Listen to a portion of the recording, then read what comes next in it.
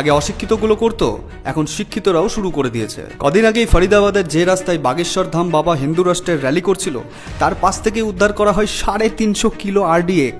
কার কাছ থেকে পাওয়া গেল? যিনি পেশায় একজন ডাক্তার, নাম শাকিল। আচ্ছা, জম্মু কাশ্মীরে একটা আতঙ্কবাদী ধরা পড়েছে, আদিল, এও ডাক্তার। গুজরাট পুলিশ এহমান মহিউদ্দিনকে ধরেছে, যে চায়না থেকে পড়াশোনা করে এসেছে। ও তার কাছে একটি এমন কেমিক্যাল পাওয়া গেছে যেটা খেলে মানুষ মরবেই, আর সেটা কেউ টেরও পাবে না। এমনকি খাবারে মেশালে সেই কেমিক্যালের কোনো গন্ধ, স্বাদ কিছুই বুঝতে পারবে না।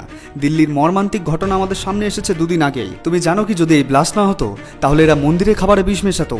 এই বিষের নাম রাইসিন, আর এটা এতটাই ভয়ঙ্কর যে এর এক ফোঁটায় হাজার হাজার মানুষের প্রাণ চলে যাবে নিমেষে। ডাক্তার মহিউদ্দিন একজন MBBS ডক্টর, যে ক্যাস্টর সিড দিয়ে রাইসিন বানাচ্ছিল।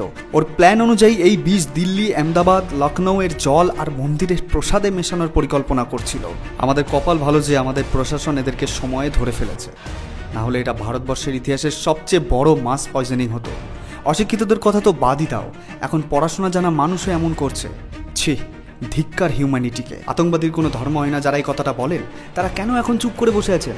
আসুন, সামনে এসে বলুন, আপনারা আপনাদের প্রমাণ করুন যে না, আপনারা ওরকম নয়, সবাই এক নয়।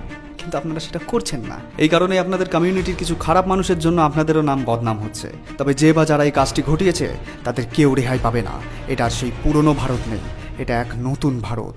इसके पीछे के षड्यंत्रकारियों को बख्शा नहीं जाएगा। সাবধান হও, সতর্ক থাকো। জয় হিন্দ।